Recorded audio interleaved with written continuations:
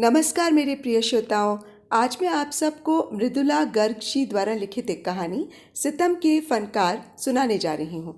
दोस्तों, यदि आपको मेरा चैनल और मेरी कहानियाँ पसंद आता है तो मेरा आपसे अनुरोध है कि इसे सब्सक्राइब कर लें और मेरी कहानियों को लाइक और शेयर, और हाँ, बेल आइकन ज़रूर दबा लीजिएगा जिससे मेरी आगे आने वाली कहानियों की नोटिफिकेशंस आपको मिलती रहें।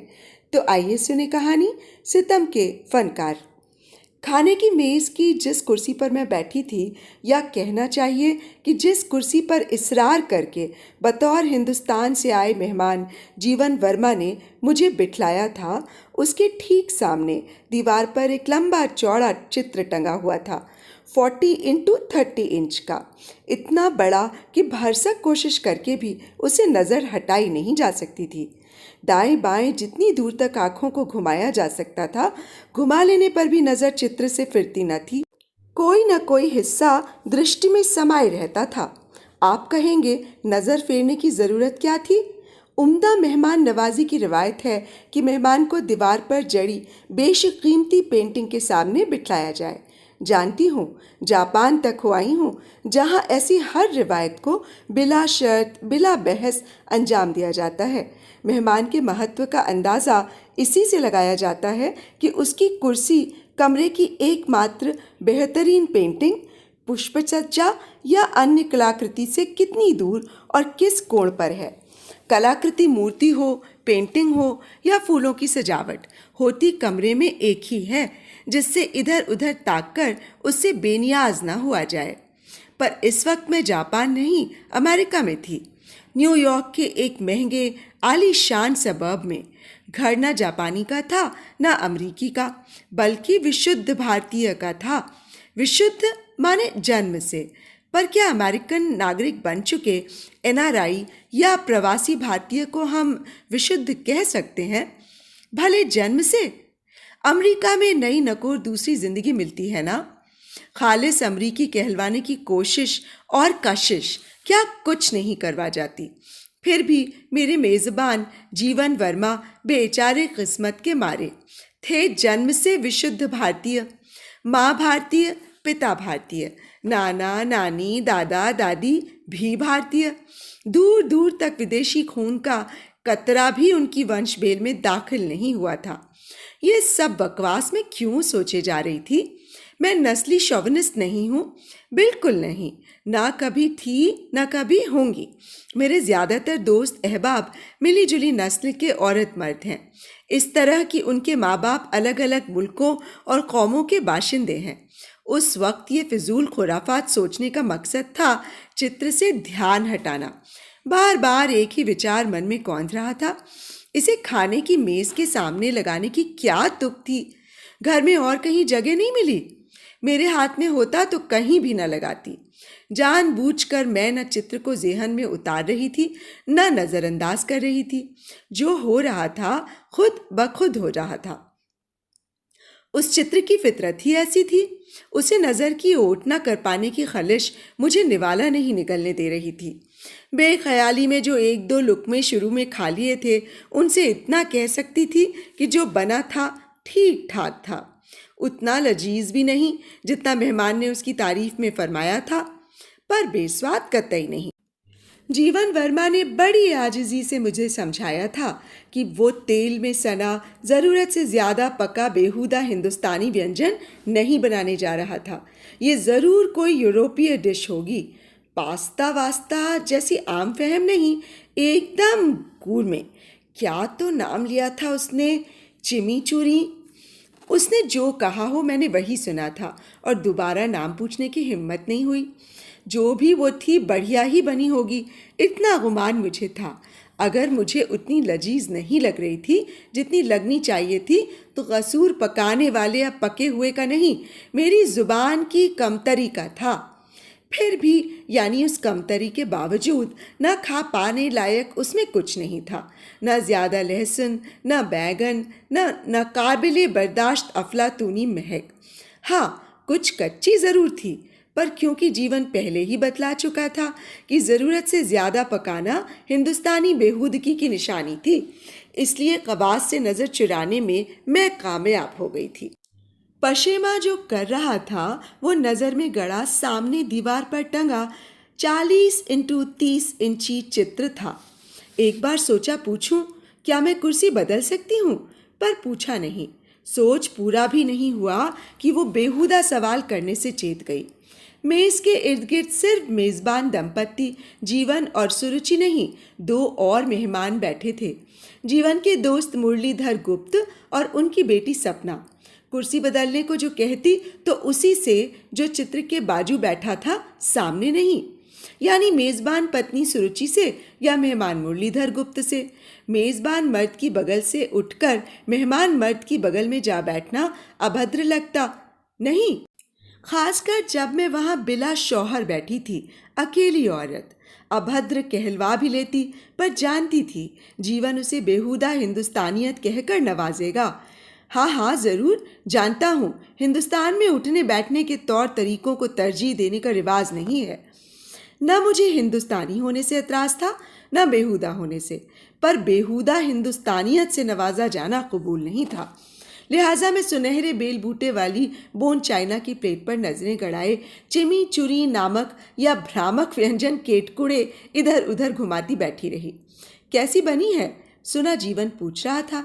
जी सुरुचि नहीं, जीवन। सबसे पहली बात उसने यही कही थी।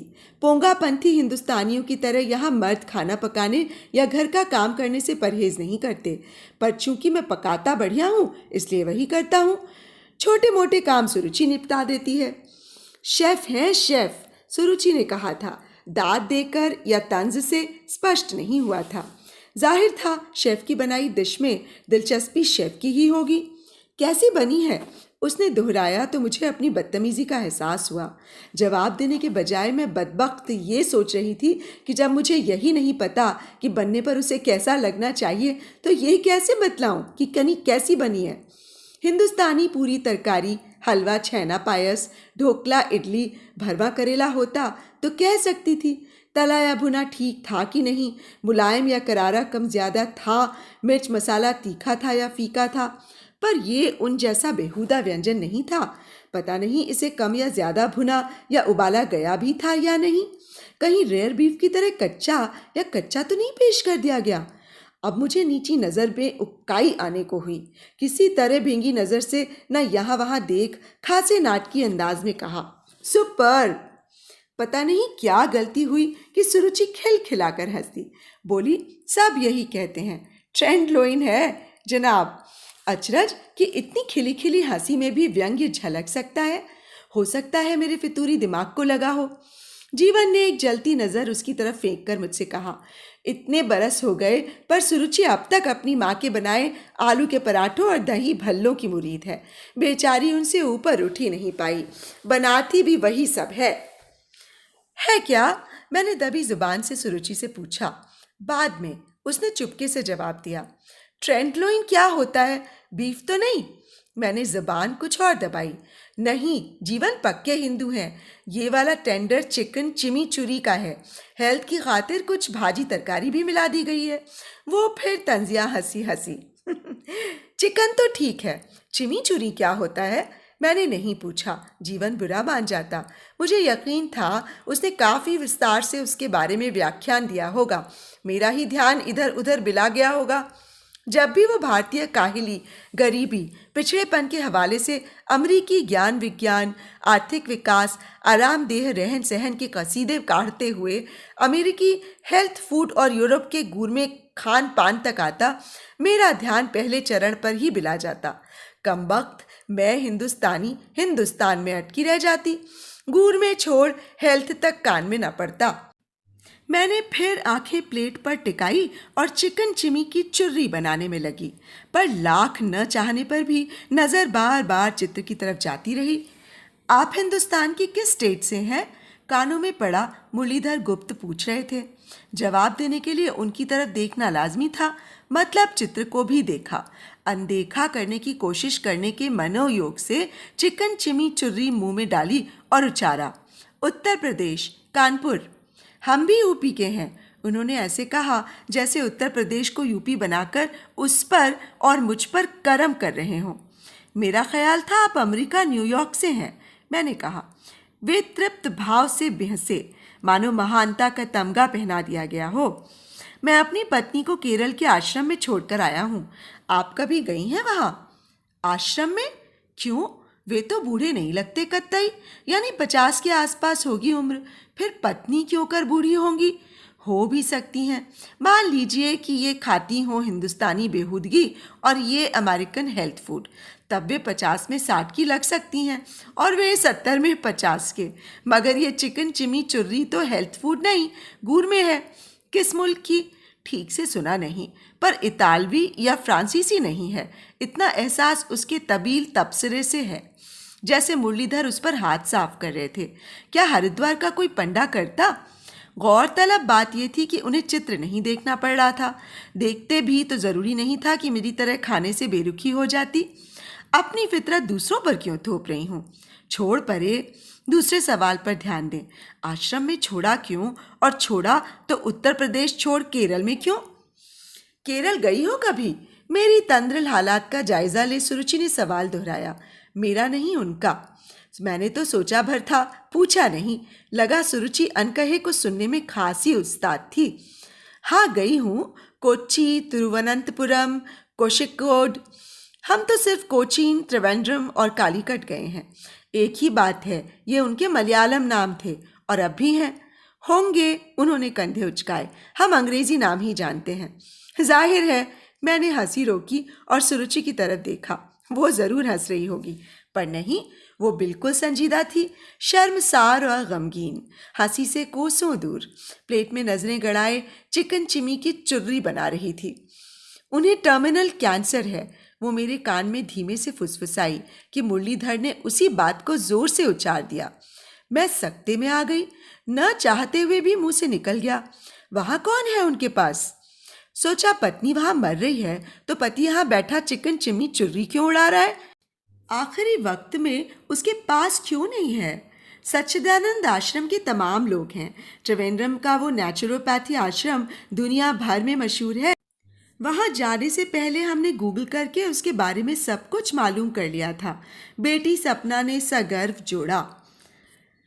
वे एकदम नेचुरल तरीके से उनका इलाज कर रहे हैं, बिना pain killers, drugs, chemo, radiation वगैरह। पर दर्द, दर्द और अकेले? मैं लफ्फाज हिंदुस्तानी बेहूदगी पर उतर आई। वे है ना, वे कहते हैं मन पर अंकुश रखो तो दर्द से भी छुटकारा मिल सकता है। मिला? शायद। उन्होंने कौचा भर चिकन चिमी चुर्री अपनी प्लेट में और पलटी। सॉरी, कौचा नहीं, सर्विंग स्पून। आप उनके पास क्यों नहीं हैं? मेज के नीचे जीवन के पैर के टोहके को नजरअंदाज करके मैं लगी रही। ये उनका प्राइवेट मामला है। जीवन ने फुसफुसा कर घुड़का। जीवन की ची ची आवाज मुरलीधर की दमदार आवाज के नीचे दम गई। मैं कैसे जा सकता हूँ? इतना बड़ा बिजनेस है, सिर खुजाने की फुर्सत नहीं है। केरल तक आने जाने में 15 दिन खप गए। कितना नुकसान हुआ।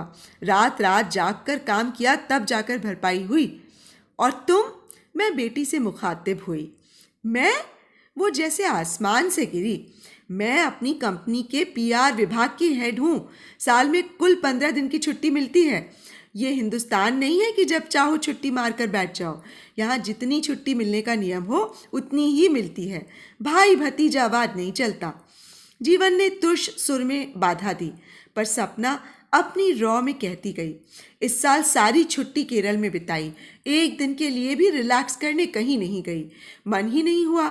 इससे ज्यादा मैं क्या कर सकती हूँ? अंतिम बात तक आते आते वो रुआसी हो गई। मैंने कहा था मम्मी को यहीं रहने दें।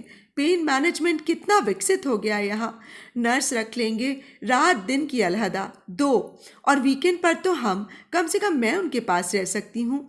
पर डैडी ने कहा वहाँ स्पिरिचुअल अप्रोच है, सेवा भाव है, उनकी नेचुरल पद्धति यूनिक है। और हो सकता है वहाँ ठीक भी हो जाए। उन लोगों की ईश्वर पर आस्था है, इसलिए ईश्वर की भी उन पर अनुकंपा तो होती ही है ना। अब वो रो ही दी। मुरलीधर ने बहुत प्यार से एक कौचा चिकन चिमी चुर्री उसकी प्लेट पर उल्टाई। कहा, कितनी लाजवाब बनी है। नहीं, अर्जेंटीना के पारिल्ला में भी नहीं मिलेगी। ओ, तो अर्जेंटीना की डिश है ये। गारत हो दिमाग, कमबख्त डिश कहीं की हो, क्या फ़र्क पड़ता है। पर दिमाग है कि सब कुछ नोट किए बिना मानता नहीं। बस जीवन की मुफलिस सी आवाज़ में बयान किए तबील ब्यौरे ही दस्तक नहीं दे पाते। मैंने गलत क्या कहा था? वे लोग एक पैसा नहीं लेते, निस्वार्थ सेवा करते हैं, आध्यात्मिक हैं। यहाँ जन्मी तुम्हारी पीढ़ी को क्या मालूम, भूल चुकी सब कुछ। अरे $1,000,000 खर्च करके भी हम उन लोगों जैसा सेवा भाव और परमात्मा पर आस्था नहीं खरीद सकते। वे सपना को समझा रहे थे। असल बात पैसा नहीं, ये है कि कुछ फायदा है कि नहीं। मैंने कहा, कैसी भारतीय हैं आप? आस्था पर विश्वास नहीं करेंगे तो फायदा कैसे होगा? पॉजिटिव वाइब्स भेजनी होती हैं रोगी के पास, एक एक आदमी को, जिससे उसकी मानसिक और आत्मिक शक्ति सबल प्रबल हो सके, शरीर को निरोग कर सके। पर दर्द? हाँ डैडी, दर्द। हम जानते भी नहीं कि उन्हें कितना दर्द है। जानकर क्या होगा? उन्होंने कहा था ना, एक समय आएगा जब उनका मन मस्तिष्क ईश्वर में स्थित हो जाएगा और वे स्वयं पीड़ा से अनभिज्ञ हो जाएंगी। जाहिर था वे शुद्ध हिंदी में उनके कहे शब्द दोहरा रहे थे। पता नहीं वाकई उन पर आस्था थी या सपना को फुसला रहे थे, या अपने को। सपना बेख्याली में बहुत जल्दी जल्दी बिना रखे चिकन चिमी चुर्री निकल रही थी। जीवन अपनी करिश्माई डिश की बेनियाजी को घूर रहा था, पर सपना उसकी नज़र से बेअसर आंखों में आंसू संजोए चम्मच भर भर कर ठूस रही थी। तभी सुरुचि ने अपनी आधी भरी प्लेट आगे खिसकाकर आहिस्ता से कहा, मुझे नहीं खाना। उससे बल पाकर मैंने भी हौले से अपनी प्लेट इंच भर आगे की। मुझे भी। दिमाग खराब हो गया है तुम लोगों का। जीवन ने चीखना चाहा पर तुनक कर रह गया। प्लीज खत्म करो, उसने घिघियाकर जोड़ा। पता है कितनी मेहनत की है मैंने, कितनी कला लगी है इसे बनाने में। सुरुचि पिघली नहीं, बल्कि उसके चेहरे पर वितृष्णा की परत पुत गई। उसे महसूस कर जीवन हिंसक हो उठा। बोला, हिंदुस्तान में इंसान की जिंदगी की कीमत क्या है जो वे एक आदमी की मौत को लेकर परेशान होंगे? उनके लिए जीवन मृत्यु ईश्वर की इच्छा है, माया है, नियति है। संसार क्षण भंगुर है, जो आता है जाता भी है। फलसफा झाड़कर अलग हो जाएंगे। अलग हम हो रहे हैं, वे नहीं। वे तो सेवा कर रहे हैं। सुरुचि तंज से आगे बढ़ गई। हाँ हाँ मालूम है, अंतिम समय जानकर सेवा कर रहे हैं, अपना परलोक सुधारने को, उनकी जिंदगी बचाने की खातिर नहीं। किसने कहा? अब बारूद सा फटने की बारी सपना की थी। हम उन्हें वहां मरने के लिए नहीं छोड़कर आए, ठीक होने के लिए भेजा है उन्हें। पिछड़े हिंदुस्तान में जिंदगी की वहां क्या कीमत है जानती नहीं? कम अज कम तुम्हारे डैडी तो बखूबी जानते हैं। याद है इस चित्र को देखकर क्या कहा था तुमने? छोड़ो उसकी क्या बात। आवाज का दम घोटकर मुरलीधर ने मिन्नत की। भूल गए? कोई बात नहीं, याद दिला देता हूँ। तुमने कहा था ये हिंदुस्तान की बर्बरता की एकदम सही तस्वीर है। साले बड़े स्पिरिचुअल बनते फिरते हैं। बकवास। अपने मतलब के लिए सैकड़ों हजारों की जान ले सकते हैं। ये फलसफा झाड़कर कि मरना तो उन्हें एक दिन था ही। प्रभु इच्छा, हम क्या कर सकते हैं? अवसरवादी बास्टर्ड्स आयुर्वेदिक डिस्पेंसरी खोलकर उन्हीं के मुफ्त इलाज कराने का दिखावा करते हैं जिन्हें बेघर करके करोड़ों कमाए थे। कोई पूछे अगर आयुर्वेद में इतनी ताकत है तो खुद एलोपैथिक इलाज क्यों करवाते हैं? तमाम सत्तासीन अमीरजन। डैडी, सपना ने कातर स्वर में गुहार लगाई। बोलो, कहा था कि नहीं? कह दिया होगा, बहस में आदमी बहुत कुछ कह जाता है, पर मेरा विश्वास कचरा विश्वास। हर हिंदुस्तानी की तरह तुम भी हिपोक्रेट हो। पर यह चित्र आपने खाने की मेज के सामने क्यों लगा रखा है? अब जाकर मेरे मुंह से फूटा। क्यों, उबकाई आती है? सच देखने की कुवत नहीं है? नजरें फेर कर भकोसना चाहते हो, जैसे चौराहे पर भीख मांगते बच्चों और विकलांगों से नजरें फेर कर मोबाइल पर केक ऑर्डर करते हो? मेरे कंठ से आवाज नहीं निकली। हतप्रभ सपना भी चुप रही। सुरुचि ने हिम्मत करके मीठे स्वर में कहा, छोड़ो भी, अब कोई खुशनुमा बात करते हैं। पता है, जीवन ने लेमन सूफले बनाया है, देर हुई तो बैठ जाएगा। बड़ी नाजुक डिश है। सोनिया, जीवन ने सीधा मुझे धर पकड़ा। जानना नहीं चाहती चित्र है कहाँ का? बुझो, कहाँ का है? मुझे नहीं पता, मैं मिमियाई। सूरत का है, 2012 की बाढ़ का। बहुत लोग डूब गए थे। सुरुचि बीच में कूद गई। मैं सूफले लेकर आती हूँ। नहीं, मैं खुद सूफले लाऊंगा, अभी समय है। बाढ़ आई क्यों, वो ये भी तो बताओ। डैम को बचाने की खातिर पानी शहर की निचली गरीब बस्तियों और गांवों की तरफ छोड़ दिया गया था। 2185 लोग डूबकर मर गए थे। उसी की फोटो है ये। देखो कितने लोग मरते दिख रहे हैं। गिनो, 1 2 3, गिनती जाओ। देखो वे बच्चे हैं, ये बूढ़े, मर्द, औरत, वो गर्भवती औरतें। देखो देखो, वो वाली पूरे 9 महीने की लगती है। देखा? जिसे नहीं देखने का नाटक करती रही थी, उसे अब रेशा रेशा साफ देख रही थी। 40 बाय 30 इंच के चित्र का हर मिलीमीटर लाश बनते इंसान की शक्ल ले चुका था। चित्र बेआवाज था, पर मुझे बेपनाह चीखो पुकार सुनाई दे रही थी। बेहरकत था, पर उसमें बसी छटपटाहट साफ दिख रही थी, इतनी कि हर मौत को मैं अलग महसूस कर रही थी। सामूहिक नरसंहार रेशा रेशा मेरे सामने घटित हो रहा था। चुंबकीय आकर्षण से बंधी चित्र पर आंखें गड़ाए मैं निस्तब्ध उसे देखे जा रही थी। इसके फोटोग्राफर केरल के मशहूर चित्रकार श्रीनिवासन हैं। बढ़िया कलाकृति है ना, जैसे फोटो न होकर पेंटिंग हो। एक बात है, केरल में और जो हो न हो, कला जबरदस्त है। क्यों सोनिया? मैंने कुछ नहीं कहा, पर सपना कुर्सी पीछे धकेल खड़ी हो गई। चलूंगी, उसने सपाट लहजे में कहा। दफ्तर में काम है। बैठो, जीवन ने हुक्म दिया। उसकी आवाज़ में गजब का रौब था। मैं सूफले ला रहा हूँ। बहुत नायाब रेसिपी है। उसे बनाना जीनियस कारीगरी की मांग करता है। इस चित्र की तरह नियंत्रण जरा बिगड़ा नहीं, सामग्री का बैलेंस गड़बड़ाया नहीं, पानी की मिकदार बढ़ी नहीं कि सूफले कोलैप्स हुआ। खाए बगैर नहीं जा सकती तुम। वो रसोई में चला गया। सपना बैठी नहीं, पर जाने के लिए कदम आगे नहीं बढ़ाए, मूर्तिवत खड़ी रही। हम सब भी कहर के एहसास से थर्राए चित्र की तरह विचल अविचल बैठे रहे। तो अभी आप सुन रहे थे सितम के फनकार, जो कि लेखिका मृदुला गर्ग जी द्वारा लिखी गई है। इस कहानी में कितने प्रतीकात्मक तरीके से हमारे हिंदुस्तान के कुछ हादसों की विभत्सता को दर्शाया गया है। दोस्तों, कहानी और वाचन कैसा लगा मुझे ज़रूर बताइएगा। अभी इजाज़त दीजिए। नमस्कार।